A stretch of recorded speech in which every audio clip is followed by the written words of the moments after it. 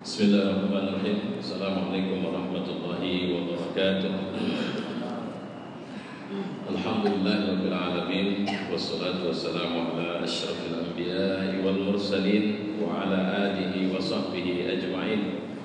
Qala Allah fil Qur'an, a'udzu billahi as-sami'il 'alim minasy syaithanir rajim. Bismillahirrahmanirrahim. Walitukmilul 'iddata walitukabbirullaha 'ala ma hadakum wa la'allakum tashkurun. Shadaqallah wa shadaqa rasuluhu wa ba'd. Jemaah yang mulia, kita sudah berada di Ashrul Awakhir Ramadan, dan saya hari ini ingin mengajak kita untuk mendiskusikan apa yang bisa kita bawa dari Ramadan ini nanti keluar Ramadan.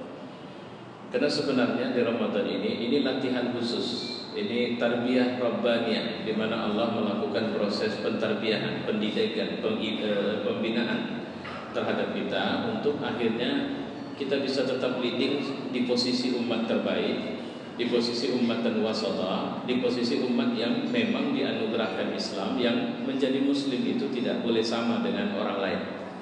Saya mau ajak kita untuk jangan tempatkan Islam dan memandang Islam itu sama dengan cara orang Kristen memandang agamanya, sama seperti orang Hindu memandang agamanya. Enggak, Islam tidak sama dengan mereka. Agama kita ini sama sekali berbeda. Dan kalau masih sama, maka enggak perlu kita bangga jadi Muslim. Karena kalau semua agama sama, maka semua orang boleh bangga dengan agamanya, dan hanya orang tolol saja yang merasa dia paling hebat. Kalau posisi Islam sebenarnya tidak. Allah sudah menempatkan inna dina indallahil Islam. Agama di sisi Allah cuma Islam. Wa may yabtaghi ghairal Islam dinan falan yuqbala minhu. Siapa yang mencari selain Islam agama, Allah tidak terima lagi. Semua para nabi telah menubuatkan pentingnya seorang menempatkan dirinya menjadi muslim. Dan salah satu karakter keberislaman yang paling penting kalau mengikut sejarah para nabi, la ta'budu illa illallah. Jangan kau sembah kecuali Allah. Artinya apa? Allah mengingatkan apapun, bagaimanapun, seperti apapun kita, jangan kita terjebak untuk kemudian memposisikan makhluk lebih tinggi dari Tuhan. Karena Nabi mengatakan ada orang yang ketika lahir dia mukmin, atau dia seorang yang menyembah atau menerima Allah sebagai Tuhan, tapi mati sudah lari. Sudah terjadi proses penyimpangan dari itu, di mana akhirnya Tuhannya adalah uang, Tuhannya adalah jabatannya, Tuhannya adalah kekayaannya, Tuhannya adalah popularitasnya, Tuhannya adalah anaknya, Tuhannya adalah kecantikannya. Pokoknya Tuhannya adalah makhluk. Dan orang yang begini adalah orang yang gagal di dunia. Kalau dia sudah gagal di dunia, dia pasti akan gagal di akhirat.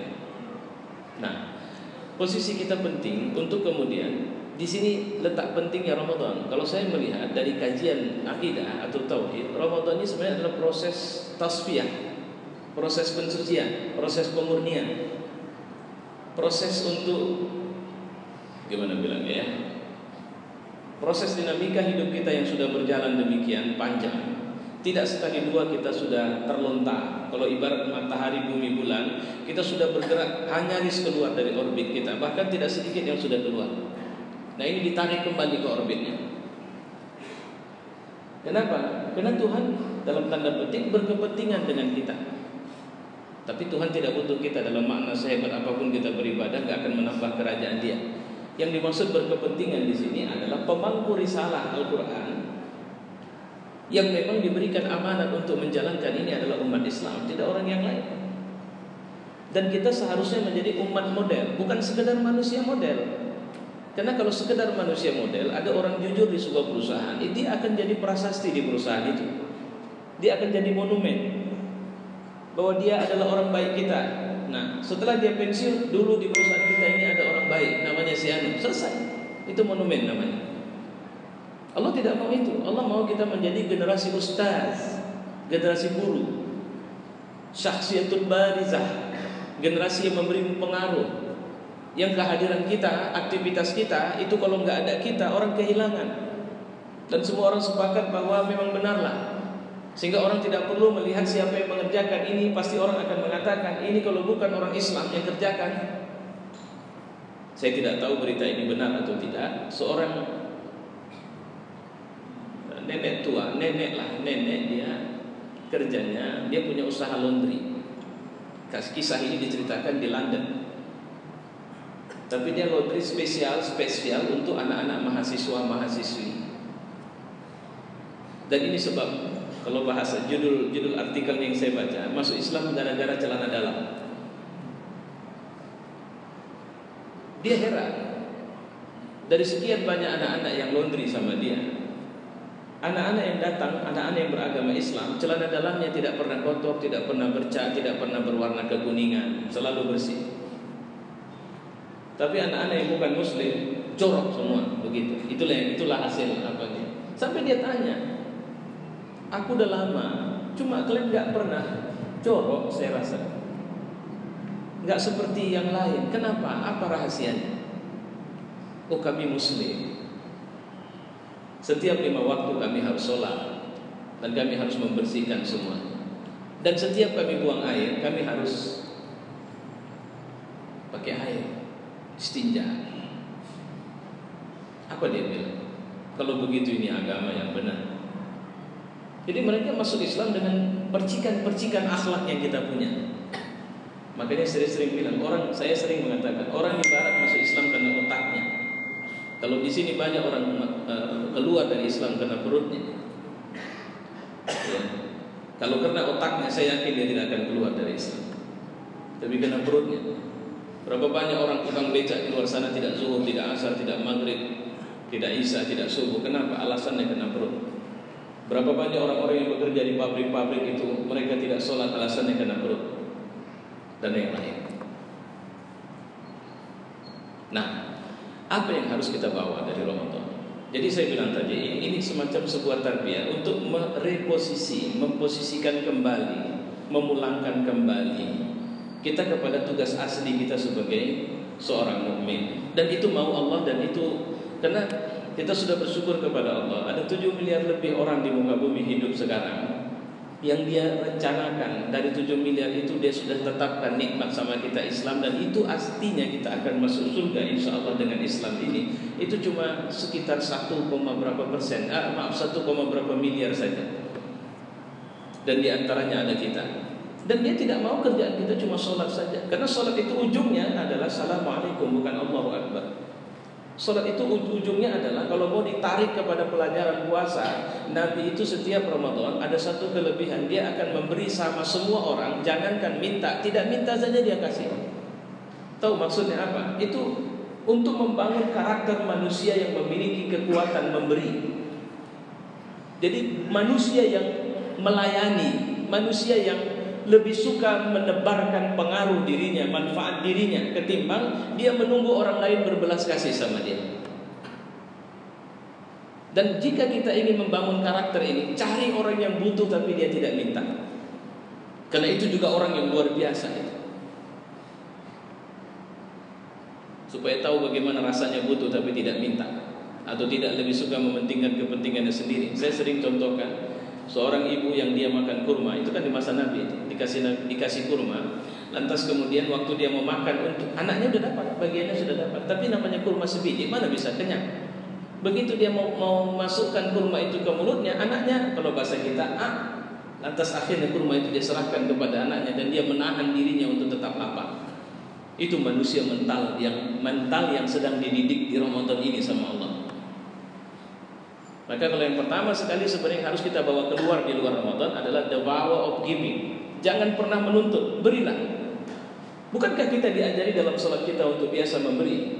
Bahkan minimal dalam doa kita, iyyaka na'budu wa iyyaka nasta'in. Iyyaka na'budu, kepadamu kami, bukan aku.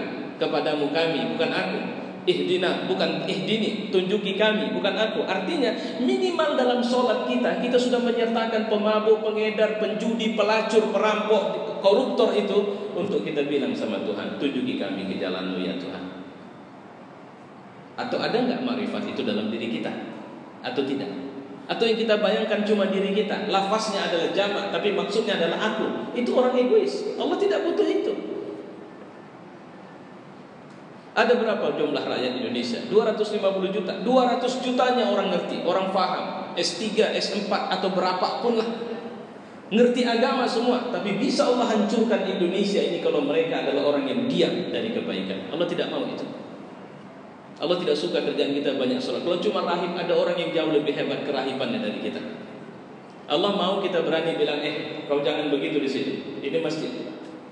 Kau tinggalkan ini ya. Kenapa? Aku tidak suka lingkungan ini ada pengedar. Kau jangan pakai di sini. Allah mau ini. Allah mau generasi yang berani bilang tidak seperti keyakinannya. Bukankah kita beriman mengawali keimanan kita dengan kalimat tidak? Kalau pakai bahasanya religion begin with no. Agama yang dimulai dari tidak. Islam. Bukankah kita memulakan Islam ini dengan la ilaha illallah? Tidak. Tidak ada Tuhan. Aku tidak percaya ada Tuhan. Maka kalau ketemu ada orang yang bilang begitu, dia udah separuh Islam itu. Ngerti maksudnya? Kalau Bapak ketemu ada orang yang mengatakan aku tidak percaya ada Tuhan, maka Bapak tinggal separuh lagi dakwah dia. Karena memang kita harus memulakan beragama dengan mengatakan tidak ada Tuhan. Nonsens itu Tuhan. Illallah. Kecuali Allah. Jadi orang yang ngaku ateis tinggal kita ajarin illallahnya saja sama dia.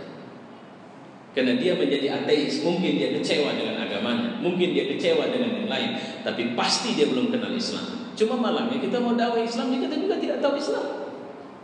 Bagaimana kita mau dakwahi orang dengan Islam? Itulah makanya generasi Islam ini jangan biarkan yang mendakwahi itu cuma ustaz. Dulu Indonesia, saya selalu bilang itu, Indonesia ini merdeka. Maaf, Indonesia ini menjadi negara yang orang Islamnya jadi banyak.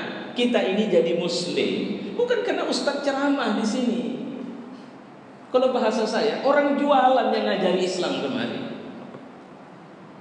Niatnya bukan mau dakwah, tapi karena dia seorang dai. Beda loh Pak. Saya tidak niat mau tabligh, tapi karena saya Muslim dan karakter keislaman saya itu seorang dai, maka di jabatan, dibungkus pakaian mana saja pun orang bisa melihat keunikan saya sebagai manusia. Sehingga orang akan bertanya, Bapak beda loh Pak dari yang lain. Bapak hakim, banyak saya kenal hakim. Kok Bapak beda? Bapak jaksa, Bapak polisi, Bapak pedagang, Bapak kok beda ya Pak? Oh iya, karena agama kami ngajarkan begitu. Sekarang kita mau bilang kita penyayang, mana? Kita mau bilang kita orang yang dermawan, mana? Mana buktinya? Apakah orang di luar Islam sana melihat bahwa umat Islam itu berbeda karena mereka itu orang yang penyayang, kami ramah. Dulu kita bilang di dunia bahwa kita bangsa peramah. Dan itu sumbangan besar Islam. Hari ini kita sudah bisa melihat orang lain di luar sana itu peramah, itu karena sesuatu itu sudah hilang dari kita. Nah, makanya di Ramadan kita dididik untuk biasa. Yang kedua, di luar Ramadan kita digiring untuk terbiasa tidak jauh lagi dari Quran. Kenapa? Karena aktivitas ini dikuatkan oleh Nabi Sallallahu Alaihi Wasallam di bulan Ramadan. Bahkan di akhir Ramadan, di akhir menjelang wafatnya, Nabi sampai tiga kali menghatam Al-Quran bersama dengan murabbi dengan pendampingnya langsung Jibril itu mentahsin. Apa rupanya? Nah, interaksi kita sama Quran kita sudah harus mulai geser dari sekedar membaca.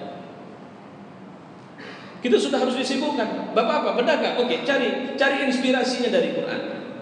Apa? Saya hakim, cari inspirasinya dari Quran. Saya pemimpin pejabat publik, cari inspirasinya dari Quran. Saya orang tua, cari inspirasinya dari Quran.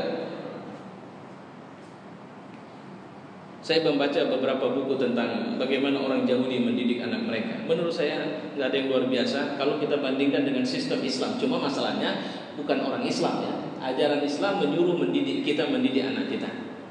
Mereka luar biasa Pak. Nabi suruh ajari anak kalian memanah, berenang, berkuda. Orang Yahudi dia ajari anaknya untuk mengenal rudal yang akan ditembakkan sama orang Hamas atau orang Gaza.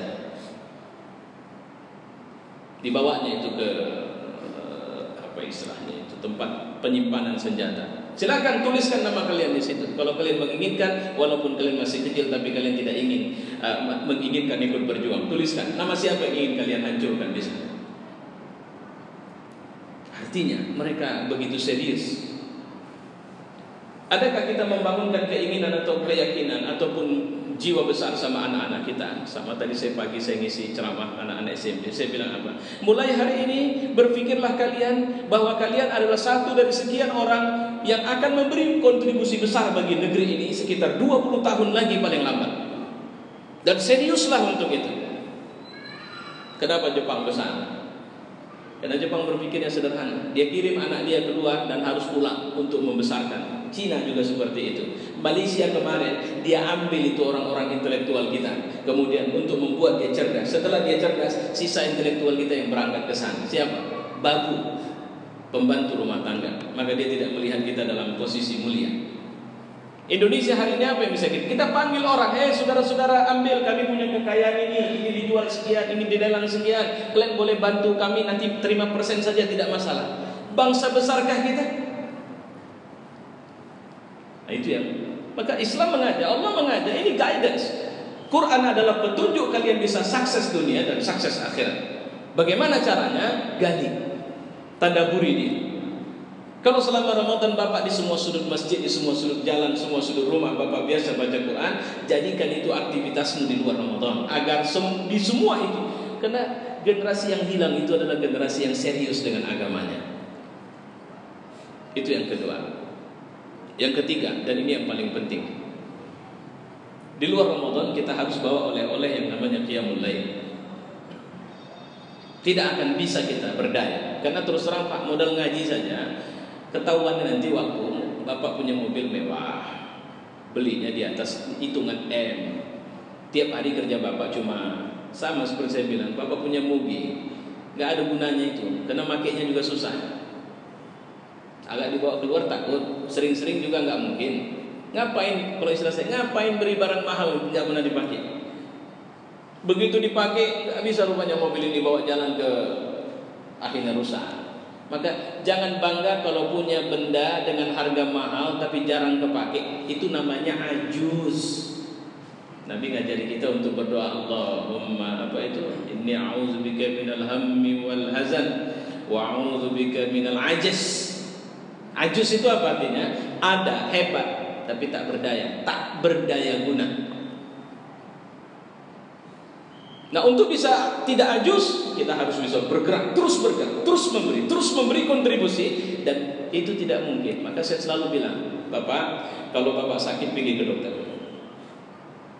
Ini casing, ujung rambut sampai ujung kaki casing. Dan Allah sudah mengatakan, kullu maulud yuladu 'alal fitrah. Setiap orang lahirnya potensi fitrah. Artinya apa? Kita sama potensinya. Mau hitam, mau putih, mau cacat, mau tidak cacat, sama. Kalau persoalan casing, jangan khawatir, jangan merasa tidak pede setelah casingmu lebih jelek atau cacat. Karena berapa banyak dunia telah membuktikan, atau dunia menyimpan catatan sejarah, ada sekian banyak orang yang kita sebut cacat, tapi dia memberi kontribusi yang tidak hanya berpengaruh pada zamannya, tapi di zaman kita dia punya kontribusi besar. Kalau cuma ditanya, Pak berapa umur? 60, bisa menghafaz Quran? Waduh Pak, saya udah payah ingat. Dunia telah menyimpan catatan sejarah orang yang lebih tua dari kita dan dia mulai menghafaznya di usia itu. Dunia telah menyimpan catatan sejarah orang yang jauh lebih sibuk dari kita bisa menghafaznya. Bahkan orang yang tidak pernah dikasih penglihatan, dia coba modal kuping, dia bisa hafaz Quran. Bahkan usianya relatif muda, 7 tahun. Dia sudah selesai menghafaz 30 juz Al-Quran lengkap dengan detail ayat dan surat-surat. Apa hebat? Bukan hebatnya dia. Allah cuma mau bilang, kita sudah diingatkan bahwa kita itu punya potensi yang sama. Cuma kita kehilangan momentum untuk melejitkan potensi itu. Kalau orang Barat punya otak, kita punya otak. Orang Singapura punya otak, kita punya otak. Orang Cina punya otak, kita punya otak. Kenapa kita tidak menggunakan otak? Kalau sekedar cuma memakmurkan dunia, tapi kita punya lebih. Apa kelebihan kita? Cungkin, hubungan yang tidak pernah putus kepada Allah sebagai pemilik semesta alam, dan itu berlangsung setiap jelang subuh. Itulah aktivitas yang harus kita bawa di luar Ramadan, namanya qiyamul lail. 3. Nabi mengatakan ada satu saat di setiap malam, ada satu saat di malam hari yang kalau kalian minta apa saja yang kalian minta dikabulkan Allah. Apa saja, dan itu terjadi setiap malam, bukan cuma di bulan Ramadan. Nah, maka untuk mengenal potensi yang kita punya, jangan biarkan ada penghalang kita dengan Tuhan. Hari ini kalau kita mengatakan si anu lebih baik, itu penghalang yang saya maksud tadi. Berdirilah face to face, atau berhadapan langsung dengan Allah, dan mintalah Dia membantu kita agar kita bisa meledakkan potensi besar itu dan bisa dirasakan pengaruhnya oleh orang banyak. Dan itu tidak bisa kecuali dengan berhubungan baik sama Allah.